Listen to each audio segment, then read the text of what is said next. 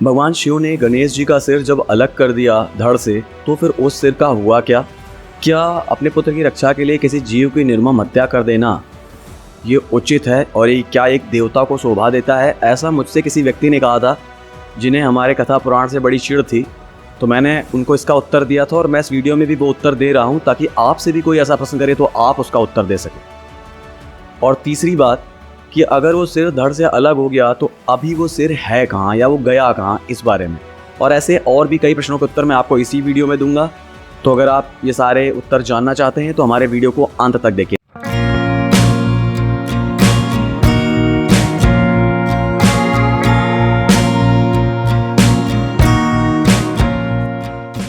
भगवान शिव ने गणेश जी का सिर जब अलग कर दिया धड़ से, तो फिर उस सिर का हुआ क्या?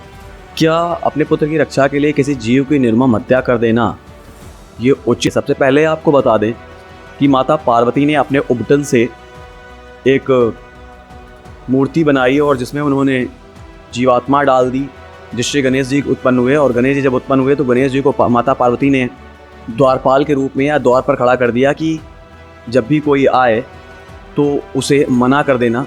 और फिर हुआ क्या कि भगवान शिव आते हैं और वो मिलने के लिए बोलते हैं। जैसे ही भगवान शिव मिलने के लिए बोलते हैं तो भगवान गणेश जो हैं वो उन्हें मना कर देते हैं और उनसे बहस करते हैं। इस पर क्रोधित होकर भगवान शिव जो हैं वो अपने त्रिशूल से भगवान गणेश का सिर जो है वो धड़ से अलग कर देते हैं। जब सिर धड़ से अलग हो जाता है उसके बाद माता पार्वती आती हैं और काफ़ी क्रोधित होती हैं और कहती हैं, अगर आपने मेरे पुत्र को जीवित नहीं किया तो फिर मैं पूरे ब्रह्मांड का समूल नाश कर दूंगी। ऐसी दशा में भगवान शिव जो हैं वो बहुत परेशान हो जाते हैं और वो कहते हैं ठीक है, मैं जीवित कर दूंगा। इसके लिए वो अपने शिवगणों से कहते हैं कि जाइए कोई उपयुक्त सिर लेकर आइए। आपको इस उपयुक्त सिर की कहानी बता देते हैं कि एक गजासुर नाम का हाथी था जिसने बड़ी तपस्या की और भगवान शिव को प्रसन्न किया और भगवान शिव से वरदान स्वरूप मांगा कि उसे विलक्षण बुद्धि मिले, सबसे तीव्र बुद्धि मिले। भगवान शिव जानते थे एक तरीके से भगवान शिव की बुद्धि ही मांग रहा है, तो भगवान शिव ने दे दी और भगवान ने कहा कि ये वरदान मैं तुमको देता हूँ, मैं तुम्हारे उदर में विराजमान हो जाऊँगा तो तुम्हारी बुद्धि सदैव विलक्षण बनी रहेगी। भगवान ब्रह्मा को इसमें आपत्ति थी, उन्होंने कहा कि अगर ऐसा होगा तो ये प्राकृतिक संतुलन को बिगाड़ देगा। इसलिए भगवान ब्रह्मा ने कहा कुछ और कीजिए। तो भगवान शिव ने एक और वरदान दिया गजासुर को और कहा, जब मेरा पुत्र गणेश अवतरित होगा तो उस वक्त आपको मेरे पुत्र की जीवन रक्षा के लिए बलिदान देना होगा। तो जो गजासुर थे उनके लिए तो ये बहुत सम्मान की बात थी और उन्हें सहर्ष ही ये स्वीकार कर लिया। तो वही सिर जो है बाद में गणेश जी के लगाया गया। यहाँ पर एक वरदान की प्रतिपूर्ति और सर्वसहमति है, ना कि किसी भी तरीके का अत्याचार है। तो आप ये बहुत अच्छे से जान लें। दूसरी बात, जो भगवान गणेश थे उनका सिर जब भगवान शिव ने अलग कर दिया तो वो सिर जो था मानव योनि वाला सिर वो गया कहाँ?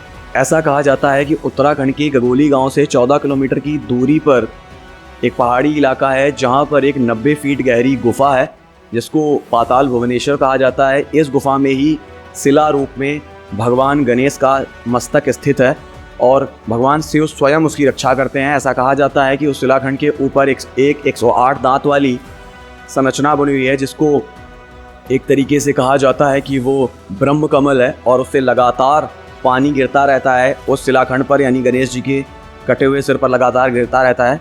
तो वहाँ पर स्थित है ऐसा कहा जाता है। और इस गुफा की जो खोज थी वो की थी आदि गुरु शंकराचार्य जी ने। अब आ जाते हैं तीसरी बात पर कि भगवान शिव ने गणेश जी का वही सिर वापस से क्यों नहीं जोड़ा। तो भगवान शिव ने गणेश जी का वही सिर वापस इसलिए नहीं जोड़ा क्योंकि गणेश जी से जब भगवान शिव ने कहा कि मुझे मिलने दो तो गणेश जी ने अहंकार दिखाया भगवान शिव को, यानी भगवान शिव से अहंकार दिखाने की वजह से भगवान शिव को वो सिर अहंकार का स्वरूप लगने लगा। और भगवान शिव नहीं चाहते थे कि किसी भी तरीके का कोई भी अहंकार किसी भी देवता में आए। तो एक देव अंश में अहंकार होना बहुत गलत चीज़ है, इसलिए अहंकार स्वरूपी उस सिर को भगवान शिव ने दोबारा से गणेश जी को नहीं लगाया। दोस्तों, इस वीडियो का मूल उद्देश्य जो है वो नई पीढ़ी को हमारे धर्म, संस्कार और संस्कृति से जोड़े रखना है। जैसे समय बीत रहा है, हमारा जो हिंदू समाज है उसमें धर्म, संस्कार और जो नियम कायदे हैं वो सब ख़त्म होते जा रहे हैं, अपनी पौराणिक बातों को भूलते जा रहे हैं और पाश्चात्य संस्कृति की तरफ बढ़ रहे हैं। तो ये बहुत ज़रूरी है कि हम सभी इससे जुड़े रहें और ताकि हम अपने आने वाले कल को भी ये बता सकें कि हमारे जो कथा पुराण थे ये सब हमें क्या संदेश देते थे। तो दोस्तों, अगर आपको ये वीडियो अच्छा लगा है, इन्फॉर्मेटिव लगा है तो हमारे वीडियो को लाइक कर दीजिए, चैनल को सब्सक्राइब भी कर लीजिए। जय श्री राम, जय महाकाल, जय गजानन महाराज की। Thanks for watching.